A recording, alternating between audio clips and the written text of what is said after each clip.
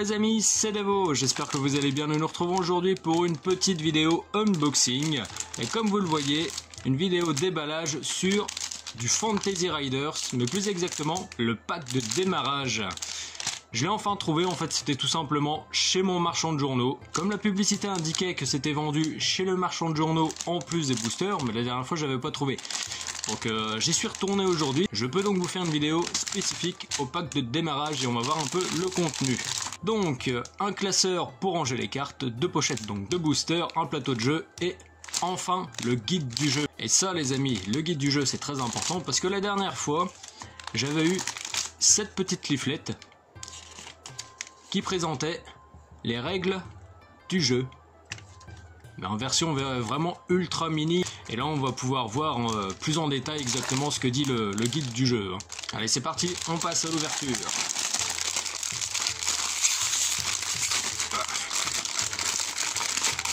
Oh, ça me rappelle les boosters, ils sont aussi chiants à ouvrir. Alors attendez, on n'a pas vu l'arrière, je suis en train de penser à ça. Alors qu'est-ce qu'il y a au dos?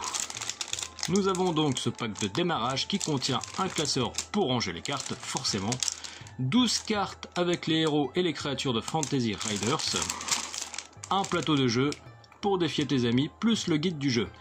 Alors, le paquet fait son poids, hein. Je pense que le plateau il doit être relativement lourd. Et ici, nous avons rejoint l'aventure, découvre les tribus de cette grande histoire. Oui, donc nous, alors ils les appellent les tribus, mais on peut aussi les appeler les factions. Hein.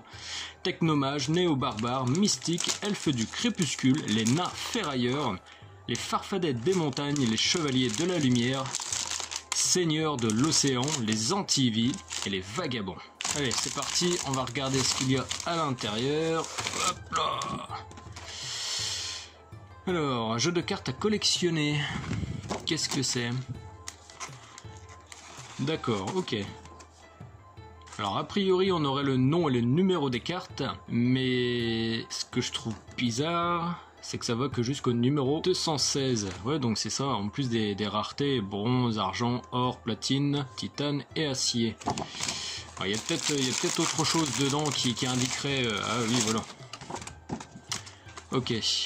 Et là ça va jusqu'à 396, c'est bien ça. Donc c'est bien parce qu'en fait c'est un guide de suivi en fait pour votre collection. Donc alors ce petit guide est pratique au final parce que c'est surtout pour les collectionneurs. Ça permet de moins se perdre, de mieux se retrouver parmi les cartes qui nous manquent en fait. On a juste à cocher la petite case et au moins on est sûr de pas se gourer si on les recherche à l'unité. Ça c'est pratique et ça c'est cool d'y avoir pensé.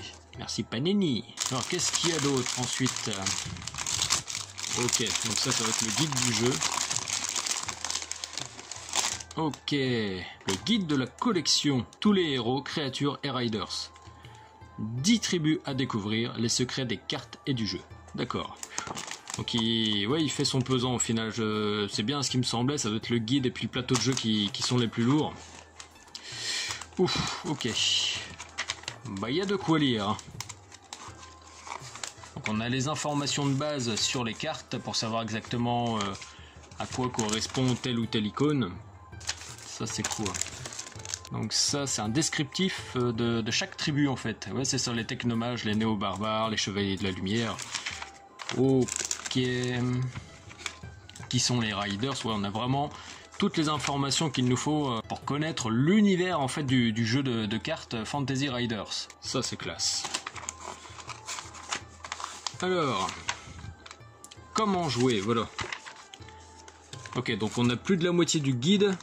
Ouais c'est ça en fait, on a plus de la moitié du guide, c'est présentation, descriptif, découverte de l'univers. Et ensuite seulement, donc arrivé dans les dernières pages, on passe donc à comment jouer. De quoi as-tu besoin? Comment gagne-t-on pour commencer?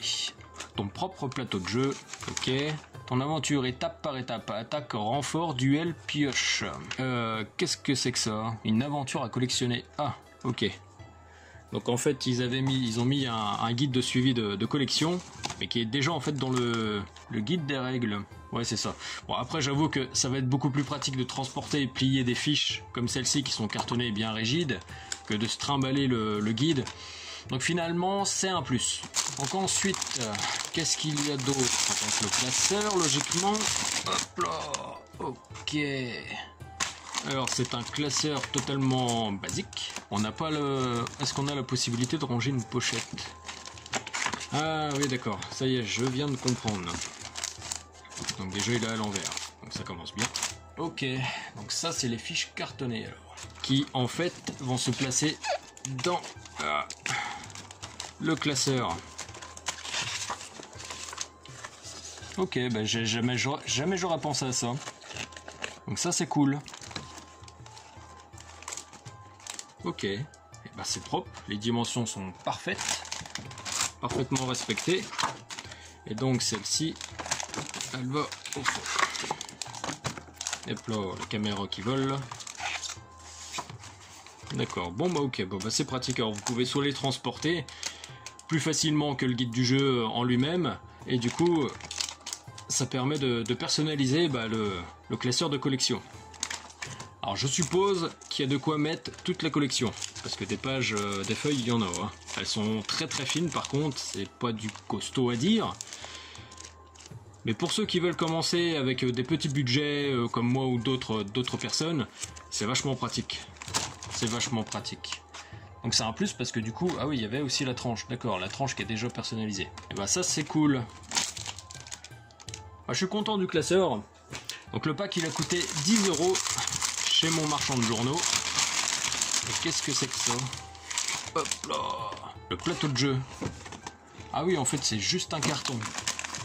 Ah d'accord. Alors c'est très très fin, c'est fou. En fait, ce qui pesait le plus lourd au final, ça a été le guide du jeu et le classeur.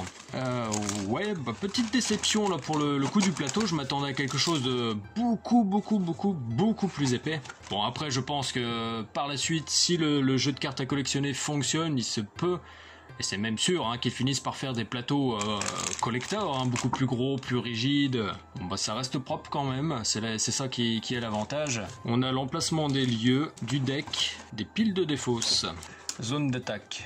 C'est bien parce qu'en plus de ça, ils mettent les règles, quelques règles de base, ce qui évite de rechercher à chaque fois dans le guide. Et l'arrière, ça se présente comme ça. De superbes illustrations. Moi, ce que j'adore hein, dans cette collection-là, au niveau des créatures, ça reste principalement les dragons, les griffons. Ces deux créatures sont totalement classe. Et ensuite, j'aime bien aussi les créations des nains ferrailleurs, avec leurs créatures mécaniques. Alors, donc logiquement, nous avons pris le classeur, nous avons pris le plateau de jeu, le guide du jeu, et deux boosters. Que nous allons ouvrir d'ailleurs. Qu'est-ce que nous avons là? Oh, avec une autre illustration. Alors les dragons, ce qui est bien, c'est qu'à chaque fois que j'ai ouvert un paquet de dragons, j'ai eu que du bon. On va ouvrir tout de suite. Alors, lequel on va ouvrir en premier? Cruel dilemme.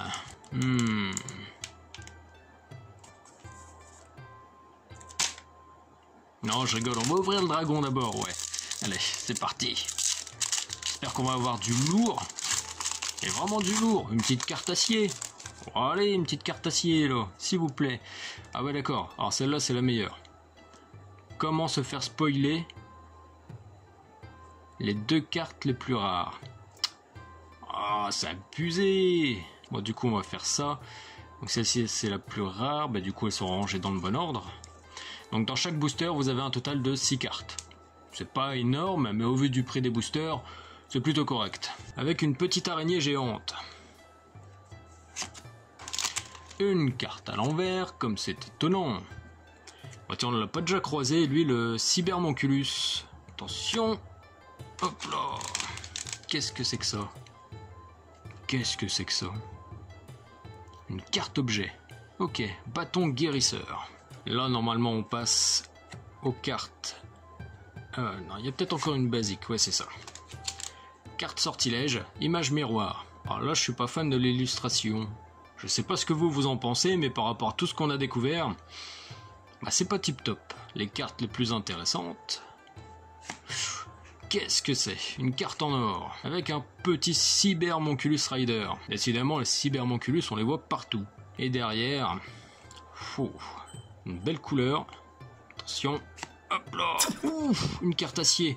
Mais c'est une blague. C'est juste une blague. Les cartes acier font partie des plus rares en ce qui concerne la collection. Vous voyez, carte acier avec les cartes titane. Mais ce qui est moche, bah, c'est que c'est ma première double première double.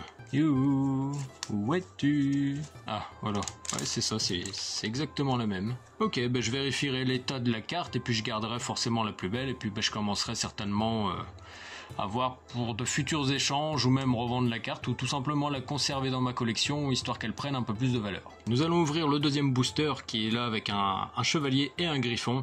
Illustration bien classe qui donne envie et j'espère que du coup il y aura du lourd. Donc je suis quand même content parce que j'ai eu une carte acier dans le booster dragon, mais c'est moche parce que c'était une double. Waouh, pour une fois qu'ils ont fait un booster qui s'ouvre parfaitement et facilement. Alors, est-ce qu'ils ont refait la même boulette? Bah oui, en plus, ils ont refait la même boulette. Alors, il faut qu'on fasse ça. Ça. Qu'on les remette à l'endroit. Et puis du coup, je sais pas, j'ai pas prêté attention à laquelle était la plus rare. Bah tant pis, on verra bien. Qu'est-ce que nous avons ici? Un griffon, tout petit, tout mignon. Une carte saurien. Ou saurienne, néo-barbare. Donc c'est un vélociraptor, un dinosaure. Ouh, elle est plutôt classe celle-ci. Vachement dynamique au niveau de la posture. Farfadet des montagnes, cavalier des loups. Je pense que ça va être une faction que je vais vachement adorer. Derrière, une deuxième que nous avons déjà. Donc en double, centaure. Et là, on commence à attaquer.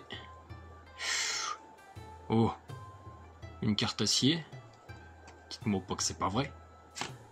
Ouh, une carte acier. Alors qu'est-ce que c'est? Une cape elfique. Les capes elfiques permettent aux elfes de se camoufler dans l'épaisseur des bois et de passer inaperçus. Les feuilles qui les forment changent de couleur selon l'environnement où les elfes se trouvent, un objet des plus utiles. Alors les cartes acier font partie des plus rares, après elles sont belles, très très belles. Mais au niveau des illustrations, je m'attends vraiment à quelque chose de plus badass. C'est limite pour le coup, je préfère quand même les cartes or et platine. Mais ça fait plaisir, c'est notre deuxième acier. Une carte platine, oh elle est très très belle. Très très belle. Un giga centaure. Bon et bien voilà les amis, nous avons enfin découvert le contenu exact donc d'un pack de démarrage pour le jeu de cartes à collectionner Fantasy Rider. C'est plutôt pas mal par rapport au prix. Parce que nous avons, donc bien entendu, ce sont des produits qui ne sont pas forcément de qualité exceptionnelle, mais qui permettent de démarrer dans de bonnes conditions. Avec un classeur qui permet, je pense, de stocker quasiment toutes les cartes, voire même toutes les cartes, c'est-à-dire les 396 cartes. Nous avons eu dedans 2 flyers cartonnés qui permettent de mieux s'organiser et de savoir où est-ce qu'on en est dans la collection. Le guide officiel du jeu en ce qui concerne la collection et les règles de base pour jouer au jeu. Donc ça va être surtout principalement de la découverte en ce qui concerne les factions, l'univers en général. Et ensuite, à la fin, les règles pour jouer au jeu. Nous avons eu 2 superbes boosters qui nous ont permis d'avoir des cartes plutôt bien classe. Et juste une déception, on va dire, au niveau du tapis de jeu. Je m'attendais à quelque chose de plus épais. Voilà. Mais bon, pour commencer, c'est une bonne base quand même. Je testerai ça avec madame par la suite, mais principalement, ça va être surtout moi de mon côté, enfin de notre côté, de la collection pour la beauté des cartes. Donc sur ce les amis, merci de m'avoir regardé. N'hésitez pas à me dire dans les commentaires quelle carte est-ce que vous avez préférée et est-ce que pour vous, par rapport au prix d'achat, est-ce que le pack de démarrage vaut le coup. Je vous dis à une prochaine vidéo pour des déballages de boosters sur du Fantasy Riders. Pensez à vous abonner, à activer la petite cloche et à partager les vidéos, ça serait sympa aussi. Et profitez bien du jeu. Allez, ciao ciao.